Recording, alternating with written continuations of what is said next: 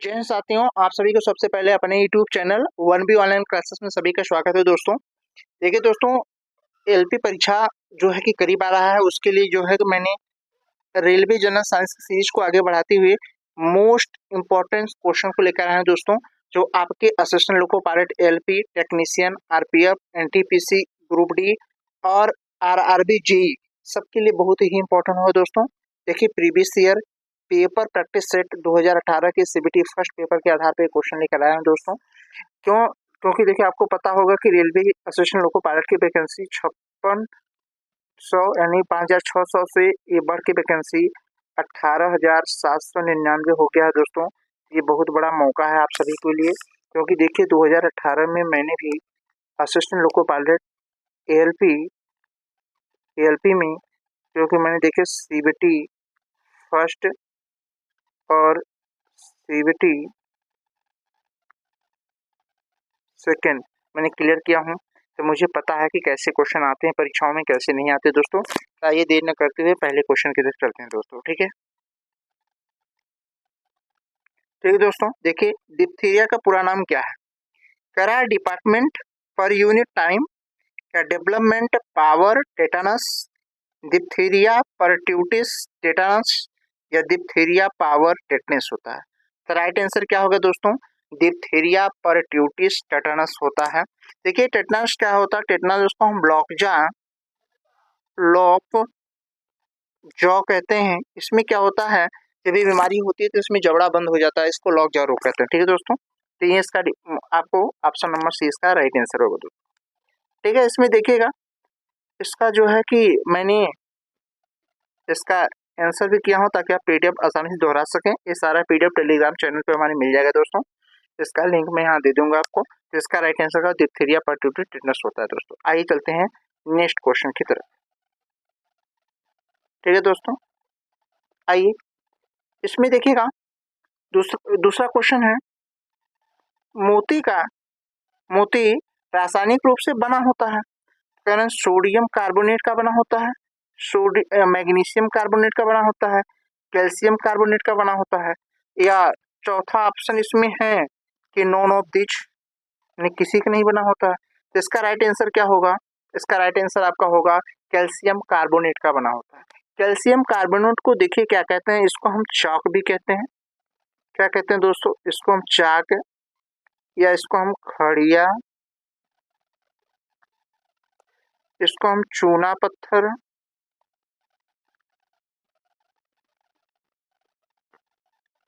ठीक है दोस्तों, ये सारा इसको कहा जाता है। तो हमें लगता है सारी जानकारी आपको अच्छी लगी होगी दोस्तों। चलते हैं नेक्स्ट क्वेश्चन की तरफ। इसका देखिएगा राइट आंसर क्या होगा? Calcium carbonate. ठीक है, चलिए नेक्स्ट क्वेश्चन की तरफ चलते हैं।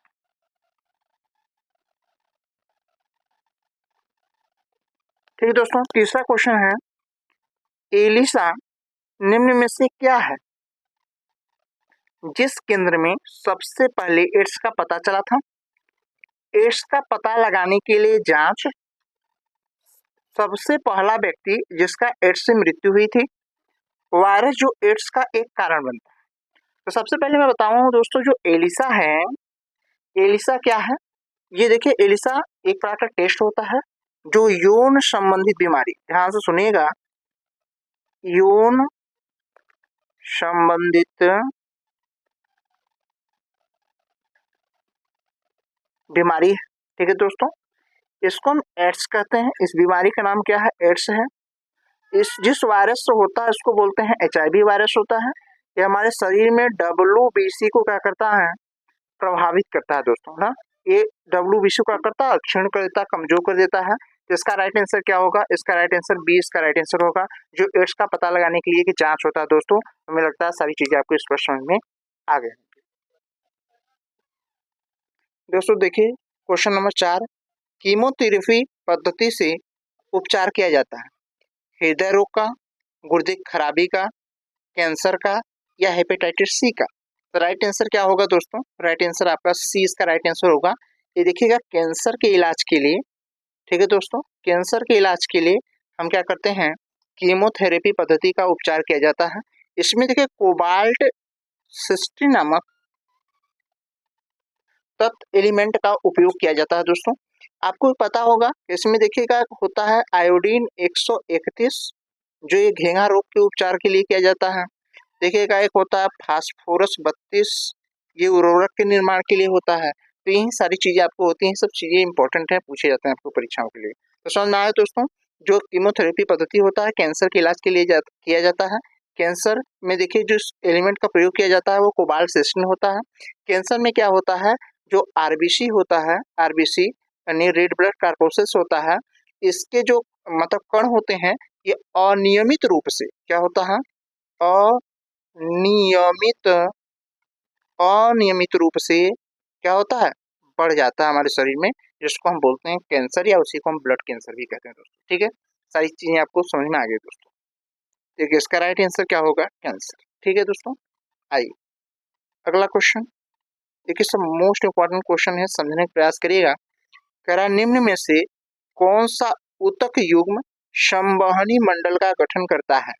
पहला मृदुतक और स्थूल ऊतक जिसको हम पेरेनकाइमा या कोलेनकाइमा टिश्यू कहते हैं। जाइलम और फ्लोएम कहा जाता है। दृढ़ ऊतक या फ्लोएम कहते हैं, इसको स्क्लेरेनकाइमा या फ्लोएम कहा जाता है। दृढ़ ऊतक या जाइलम इसको स्क्लेरेनकाइमा या जाइलम कहा जाता है। तो इसका राइट आंसर क्या होगा दोस्तों, राइट आंसर हो जाए जाइलम और फ्लोएम।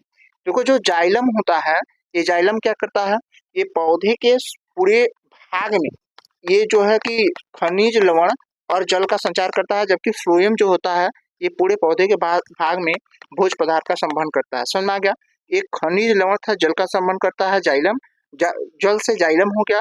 और फ्लोएम जो होता है फ्लोएम यानी फूड यानी भोजन को क्या करता है पूरे अथवा पौधे के भाग में संचारित करता है दोस्तों। इतनी बातें इस पर समझ में आ गई। इसका राइट आंसर क्या होगा, जाइलम इन फ्लोएम। अगला क्वेश्चन कह रहा है समान स्थायी ऊतक नहीं है, इसको बोलते हैं सिंपल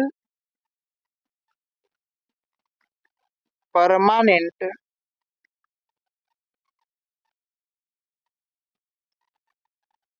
टिश्यू।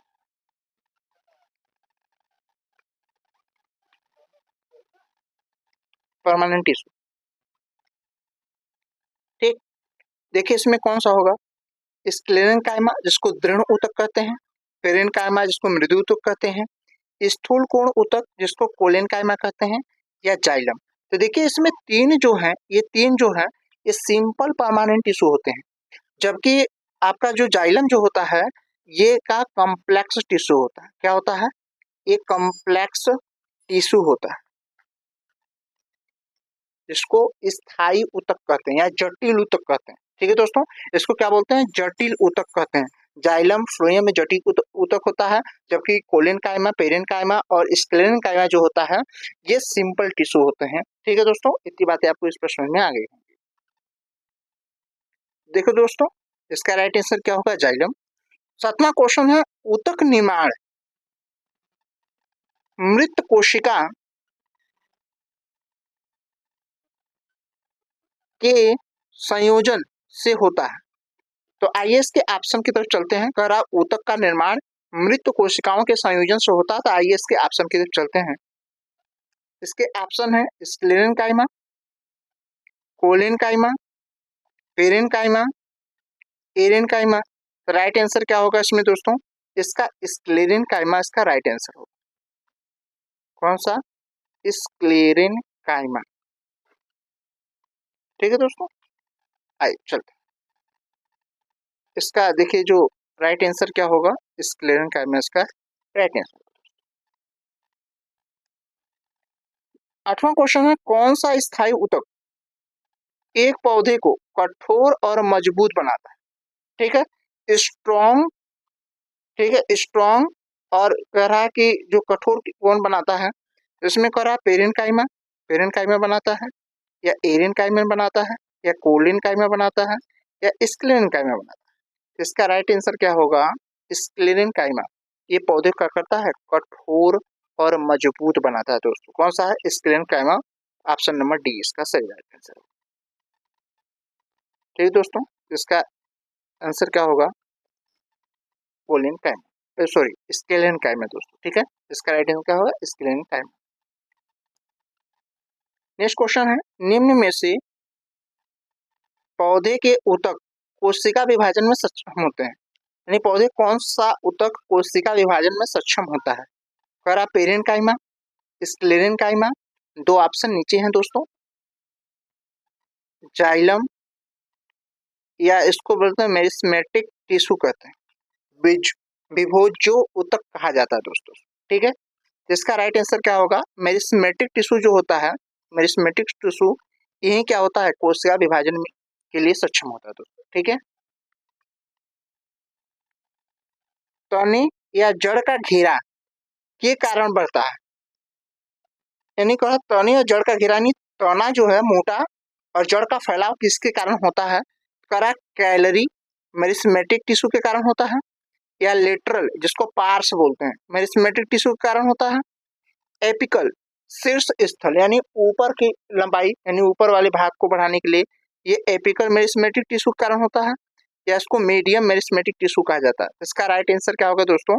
इसका राइट आंसर होगा पार्श्व, इसको लेटरल मेरिस्मेटिक टिश्यू कहते हैं, ठीक है, टिश्यू कहते हैं। इतनी बातें स्पष्ट हो गई दोस्तों आपको? चलिए इसका राइट आंसर आपका क्या होगा? बी हो,